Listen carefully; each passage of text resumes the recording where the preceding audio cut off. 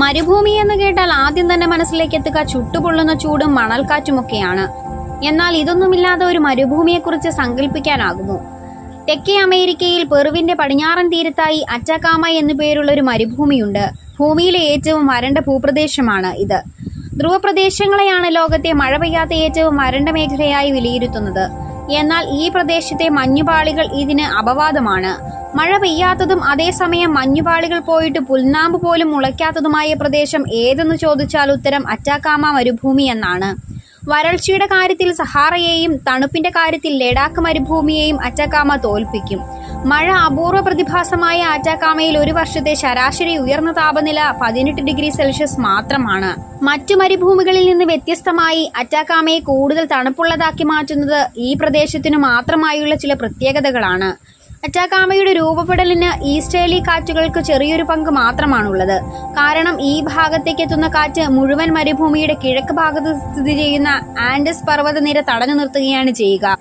വളരെ ചെറിയ അളവിൽ മാത്രമേ ഈസ്റ്റേർലി കാറ്റുകൾ അറ്റാക്കാമയിൽ പ്രവേശിക്കുന്നുള്ളൂ. ഇങ്ങനെ പ്രവേശിക്കുന്നവയാകട്ടെ ഈർപ്പം വലിച്ചെടുത്ത് യാത്രയാവുകയും ചെയ്യും. അതേസമയം തന്നെ അന്റാർട്ടിക്കയിൽ നിന്ന് പസഫിക്കിലേക്ക് എത്തുന്ന തണുത്തുറഞ്ഞ കടൽ വെള്ളം കൊടും തണുപ്പ് മൂലം തന്നെ നീരാവിയായി മാറില്ല.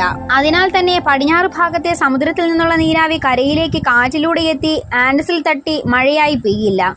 അതായത് കേരളത്തിലും ഇന്ത്യയിലും പടിഞ്ഞാറൻ തീരത്താകെയും സംഭവിക്കുന്നതിന് സമാനമായ പ്രതിഭാസം സമുദ്രത്തിന്റെ അമിതമായ തണുപ്പ് മൂലം ഇവിടെ സംഭവിക്കുന്നില്ല എന്നതർത്ഥം. ഭൂമിയിൽ ഏറ്റവും അധികം കാലം വരൾച്ച അനുഭവപ്പെട്ട മരുഭൂമിയായി വിലയിരുത്തുന്നത് അറ്റാക്കാമയെയാണ്. ഏതാണ്ട് 150 മില്യൺ, അതായത് 15 കോടി വർഷമായി അറ്റാക്കാമ വരണ്ടു കിടക്കുകയാണ്. ഏകദേശം 1,30,000 ചതുരശ്ര കിലോമീറ്ററാണ് ഈ മരുഭൂമിയുടെ ചുറ്റളവ്. കാഴ്ചയിലും പരിസ്ഥിതിയിലും ചൊവ്വയുമായി ഗവേഷകർ താരതമ്യം ചെയ്യുന്ന പ്രദേശമാണ് അറ്റാക്കാമ. ഏതാനും സൂക്ഷ്മജീവികളെ മാറ്റി നിർത്തിയാൽ അറ്റാക്കാമയുടെ ഭൂരിഭാഗം പ്രദേശങ്ങളിലും മറ്റ് സസ്യങ്ങളോ ജീവികളോ ജീവിക്കുന്നില്ല. ഇവയ്ക്ക് ജീവിക്കാൻ അനുയോജ്യമായ പരിസ്ഥിതി അല്ല അവിടെയുള്ളത്.